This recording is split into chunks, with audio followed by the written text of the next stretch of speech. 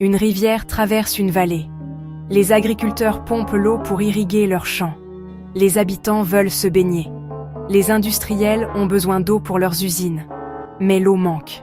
C'est un conflit d'usage. Un conflit d'usage désigne une situation de concurrence entre différents acteurs qui revendiquent l'accès à une même ressource ou à un même espace.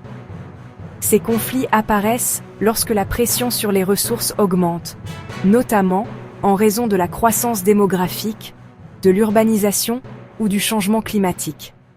Chaque acteur défend sa logique propre: rentabilité économique, besoins vitaux ou préservation environnementale. Ces conflits apparaissent lorsque la pression sur les ressources augmente, notamment en raison de la croissance démographique, de l'urbanisation ou du changement climatique. Chaque acteur défend sa logique propre: rentabilité économique, besoins vitaux ou préservation environnementale. Prenons l'exemple de la Haute-Savoie. En hiver, les stations de ski utilisent des canons à neige qui consomment des millions de litres d'eau pour enneiger les pistes. Simultanément, les habitants ont besoin d'eau potable. Les agriculteurs doivent abreuver leurs troupeaux. En période de sécheresse, la ressource en eau devient insuffisante. Qui doit être prioritaire?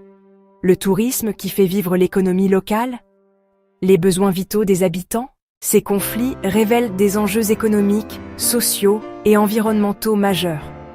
Pour les résoudre, les pouvoirs publics doivent arbitrer en fonction de critères de durabilité. Des solutions existent: créer des bassins de rétention pour stocker l'eau en période d'abondance, réutiliser les eaux usées, réguler les prélèvements par des quotas.